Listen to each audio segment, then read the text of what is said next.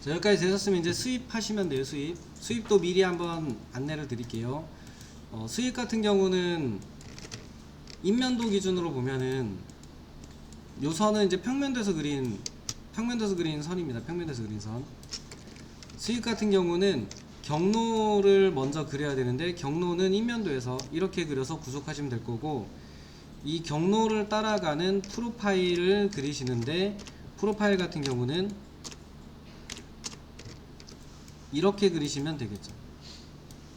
이왕이면은 프로파일을 그릴 수 있는 기준면이 평면도에서 보기 좋은 상태인 이쪽 위치에 놓이게 하면 좋죠. 그래서 수입 같은 경우는 경로가 필요하고 그 다음에 프로파일이 필요하죠. 이 두 개가 다 끝났을 때 수입이 완료가 되는 거죠. 작성 메뉴에서 인면도입니다. 인면도. 수입 혼합 아니고 수입입니다. 수입 혼합하고 수입은 좀 달라요. 그래서 수입 누르시면 되고, 혹시 또 모르니까 작업기준면 눌러서 중심 앞뒤, 여기 가운데 있는 선이었으니까 여기다 하면 되니까 확인, 그리고 네모를 그려주시면 되죠. 아이고, 죄송합니다. 경로는 스케치로 할 겁니다. 그래서 들어오시면은 경로 프로파일, 그래서 경로를 누르고 첫 번째 그려지는 선이 작업 기준면이 생기는 곳이에요. 프로파일 그리는 기준면이 생기는 곳입니다. 대신에 신경 쓰지 마시고 사각형으로 그린 다음에 이 경로는 작업 기준면은 끌어서 옮길 수 있었죠. 마우스로 끌어당겨서 옮길 수 있었으니까 평면에서 보기 좋은 상태, 그리고 저희가 프로파일을 왼쪽에서 그리려고 얘를 해놨잖아요. 그럼 당연히 왼쪽으로 옮기셔야죠. 평면도 상에서 왼쪽, 인면도 상에서도 참조평면 보면 이쪽에다가 해놨으니까 프로파일 그리는 면을 이쪽으로 옮겨주셔야죠. 그 다음에 정렬하시면 됩니다. 참조평면에다 정확하게 잠궈주셔야 돼요.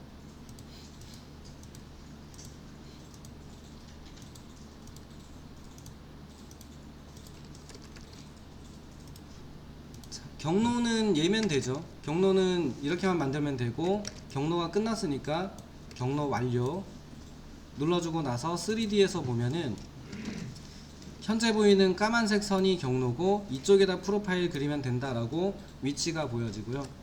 만약에 이 위치를 지금 잘못 그렸다라고 하면 이 경로선을 더블 클릭하시든지 아니면 경로 스케치를 다시 누르면 편집할 수 있는 창으로 다시 들어옵니다.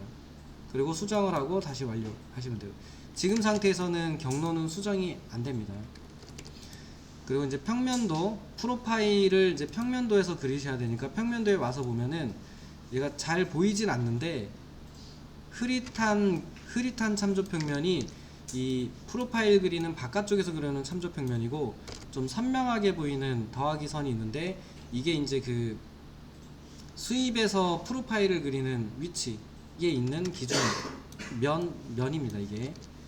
그래서 프로파일 선택을 눌러주시고 프로파일 편집을 누르시면 프로파일을 그릴 수 있는 화면으로 들어옵니다. 그럼 여기서도 마찬가지로 네모를 그리시고 참조평면에다가 잘 잠그시면 됩니다.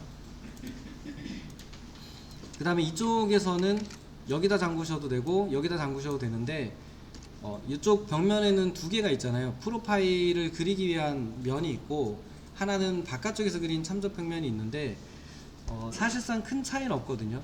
큰 차이는 없는데 가끔 가다 보면 여기다 묶었을 때 오류가 난다 그러면 여기다 묶어 보시고요. 여기다 묶었는데 오류가 난다 그러면 여기다 묶어 보시면 돼요. 이게 이제 그 상황에 따라 좀 다르긴 해요. 이거가 가진 의미가 있어 가지고 상황에 따라 좀 다르긴 한데, 여튼 가끔 오류가 생길 때가 있는데 그럴 때는 그냥 바꿔서 묶어 보시는 거를 추천드립니다. 몇 번 하다 보면 어떤 의미인지 알 수 있어요. 저기다 묶는 게 요 기준점에는 사실 안 묶어도 잘 움직여요. 잘 움직이긴 하는데, 여튼 바꿔서 해보시고 이렇게 하시면 된 거죠. 끝났으면 완료.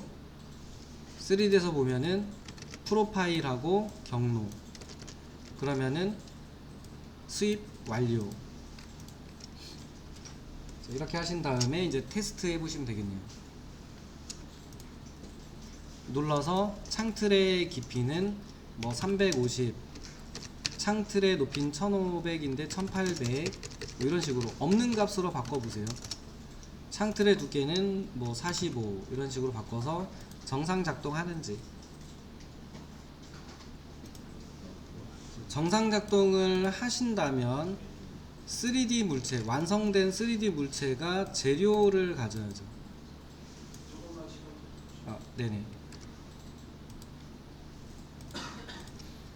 만들어진 형상을 누르시고 형상이 가지고 있는 특성 값을 활용해서 재료를 만들 수 있고, 기타 이제 상세 수준에 따라서 어떻게 보일 것인가도 결정할 수 있었고, 본다 안 본다, 온오프 상황에 따라서 저 틀을 보겠다 안 보겠다도 가능했었죠.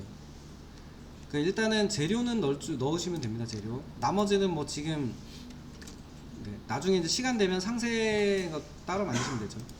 눌러서 없으니까 재료 매개 변수. 그래서 이거는 창틀 같은 규칙으로 재료 이렇게 넣어주시는 게 좋습니다.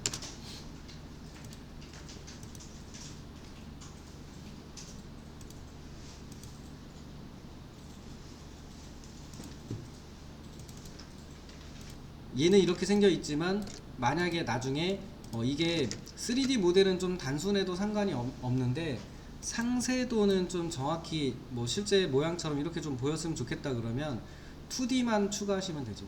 2D만 추가해서 쓰시는 것도 방법입니다.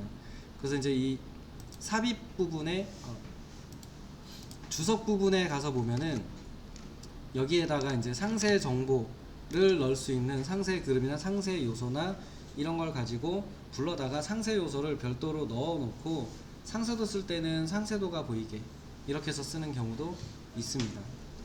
그렇게 만들어 쓰세요라고 제안을 하시긴 하는데, 이제 만약에 진짜 그 정도면은 진짜 그 BIM의 레벨이 좀 높아야겠죠. 그러니까 레벨 오브 디테일 LOD가 좀 높은 경우 상세도까지 나오게 해주세요 그러면 여기다가 상세도를 첨부해서 쓰는 것도 방법이 돼요.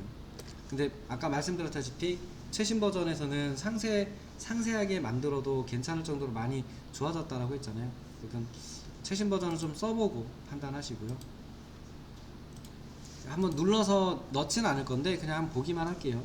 미리 만들어져 있는 2D 상세도를 여기다 집어넣고 상황에 따라서는 그 상세가 보였으면 좋겠다 이렇게 지정하는 방식이에요. 그래서 yes 누르고 들어오셔서 상세 항목에 가면 이렇게 미리 기본 상세들이 만들어져 있어요. 물론 이제 저희가 쓰는 거랑 맞느냐 안 맞느냐는 따져 보셔야 되고, 없으면 저희 거로 만들어 놓으면 되죠.